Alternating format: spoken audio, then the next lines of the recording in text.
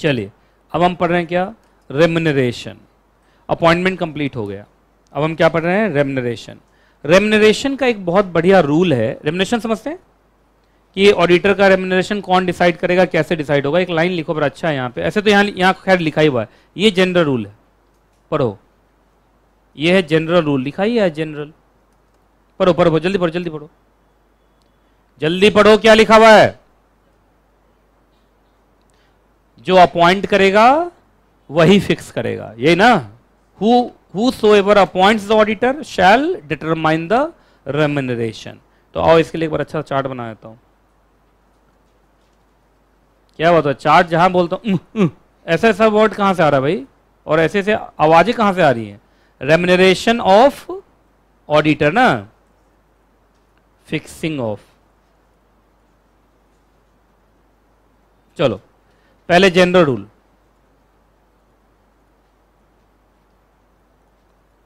और फिर क्या है, एक्सेप्शन। आइए इधर देखिए, इधर देखिए, पहले सुन लो उतारने वाले लोग। जनरल रूल ये है, whosoever appoints the auditor will determine the remuneration। ठीक है, remuneration. For example,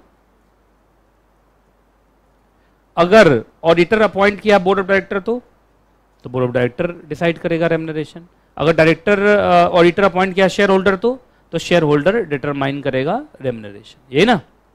for example, auditor appointed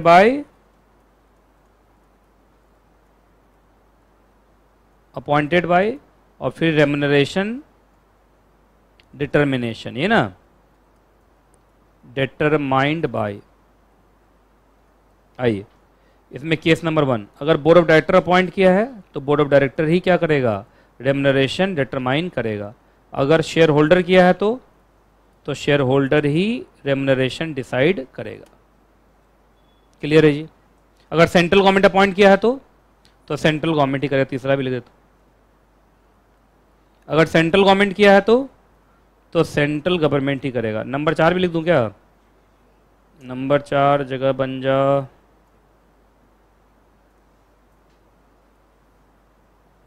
अगर CAG अपॉइंट किया है तो CAG ही बताएगा, लेकिन ये एक्चुअली यहाँ पर ये चलेगा नहीं, ये एक्सेप्शन में आता है। चलो इतना ही तक रहने दो, अब जल्दी जल्दी इसको पहले उतारो फिर एक्सेप्शन में जाता। तो whosoever appoints the auditor will determine the remuneration. If the auditor is appointed by board of director, then board of director shall determine the remuneration. If the auditor is appointed by the shareholder, then the shareholder will determine the remuneration. If the auditor is appointed by central government, then central government will determine the remuneration. ये लिखा हुआ है, उतार डालो।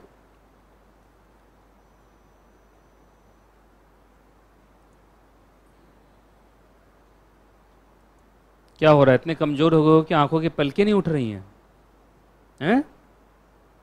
अगर इतने कमजोर हो तो तुम हॉस्पिटलाइज होने चाहिए थे अभी तक, है ना। टीचर के सामने पढ़ते वक्त तो इतने कमजोर हो जाते हो कि बस। मॉडल फर्स्ट में कोर्स बहुत है, ये तो है, ये तो मुझे हमेशा ही लगता है। मॉडल सेकंड फिर भी ठीक है, कंपनी लॉ ही बहुत ज़्यादा है। तुम्हारा JIGL तो मुझे लग रहा है काफ़ी आगे बढ़ चुका है, SBIL भी बढ़ ही जाएगा, छोटे छोटे चैप्टर्स हैं। मेन दिक्कत तुम्हारा कंपनी लॉ में रहेगा, कंपनी लॉ तो है ही बहुत बड़ा, खींचते रहो, पढ़ते रहो।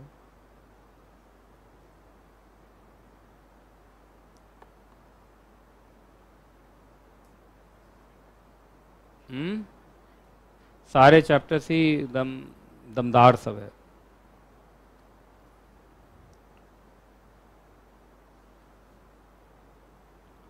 जो क्लास जब कहूं पढ़ने तो पढ़ लेना, तुम लोग को नहीं मालूम है कि सिलेबस कितना ज़्यादा है ना, छोड़ना मत। बीच में कुछ क्लासेस चली थी ऑनलाइन, पढ़ लिया तुम लोगों ने, फिर से पूछ रहा हूँ। अभी किसी ने नहीं पढ़ा तो मैं कुछ नहीं कह सकता भाई फिर, क्योंकि तुम्हें क्या लगता है, तुमको लगता है तुम बाद में करोगे, उतारते भी रहना, बैकग्राउंड म्यूजिक दे रहा हूँ, तुम बाद में करोगे। बाद कभी नहीं आएगा, क्योंकि बाद में भी तो कोई चैप्टर होगा, ये समझते हैं आप।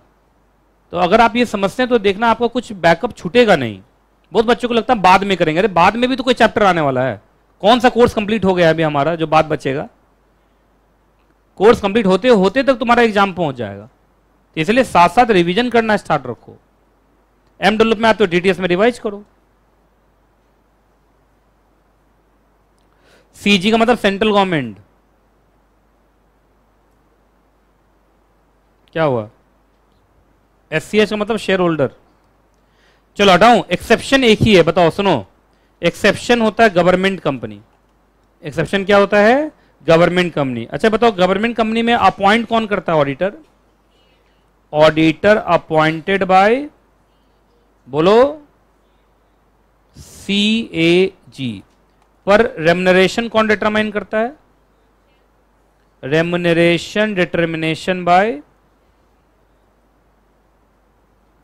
Bye share holder. तो यहां देखो, यहां अपॉइंट करने वाला अथॉरिटी अलग है और रेम्युनरेशन बताने वाला अथॉरिटी अलग है।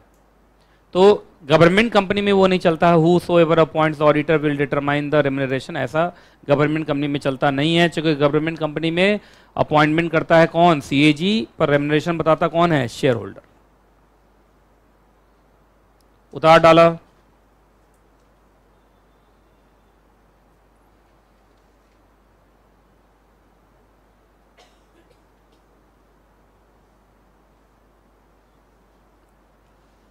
चलिए हटा रहा हूं मैं।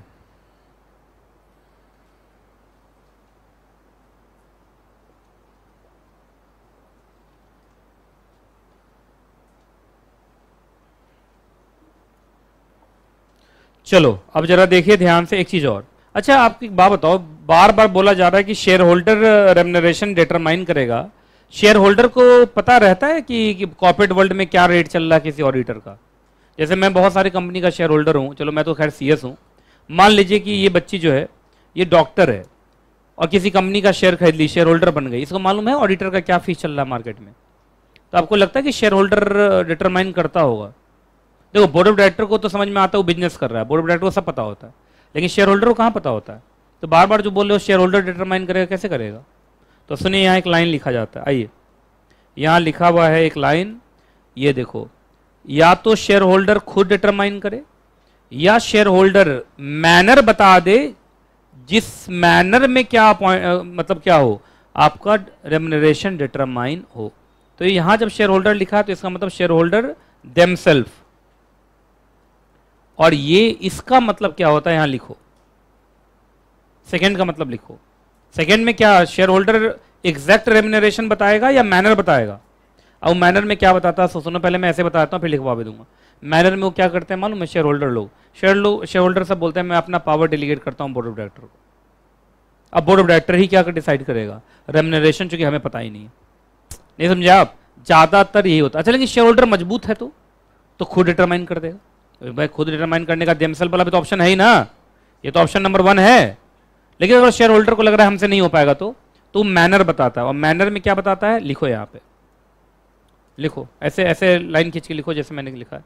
By using this provision, by using this provision, by using this provision, generally shareholders delegate their power of remuneration determination,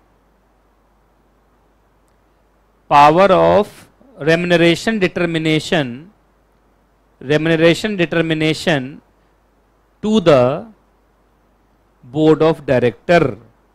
practically यही होता है, लिखा to the board of director. Clear है जी? तो प्रैक्टिकल वर्ल्ड में क्या होता है वो भी मैंने आपको बता दिया। चलिए आगे चलते हैं। अब आगे है क्या चीज, क्या हो गया? सर सर सर, सर कहां लिखा, कहां लिखा सर इसमें? तो ब्रेक देने से होगा क्या? एनर्जी वापस आएगी। अच्छा चलो एक काम करो, बस बताओ ये जितने पेजेस का चैप्टर है क्या उसका आधा भी हुआ है? गिनो। झूठ नहीं बोलेगा कोई, झूठ बोलना पाप है, नदी किनारे सांप है। होने वाला है ना तो होने दो ना उसको। नहीं नहीं, चलो पहले बताओ कितने पेजेस हैं, गिन के बताओ। 12। और अभी कितने कंप्लीट किए हम? 5। तो एक और करने दो। नहीं एग्जैक्ट देखो, दुनिया ऐसे ही चल रही है, नाप तौल से दुनिया चल रही है। अरे ये कुछ नहीं है, 1 मिनट में खत्म है। इस पेज में कुछ भी नहीं है।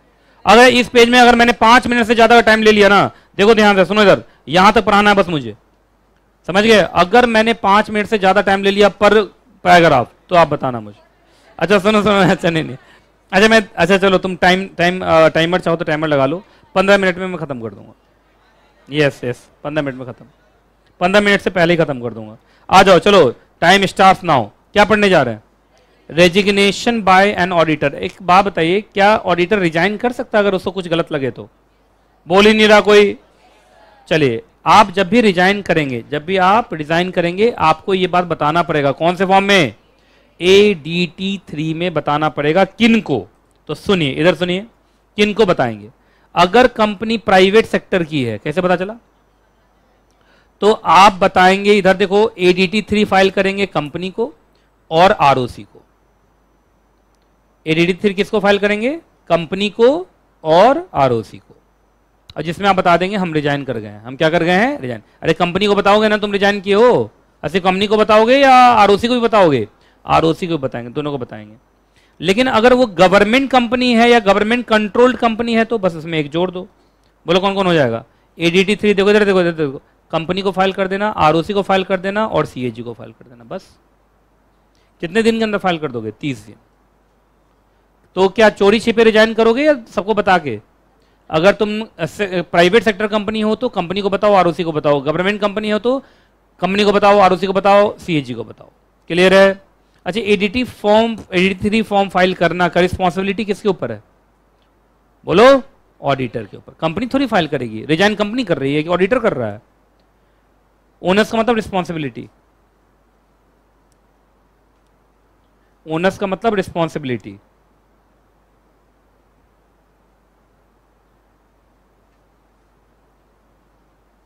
बस खत्म। चलिए आगे, रिमूवल। अरे एक खत्म ना।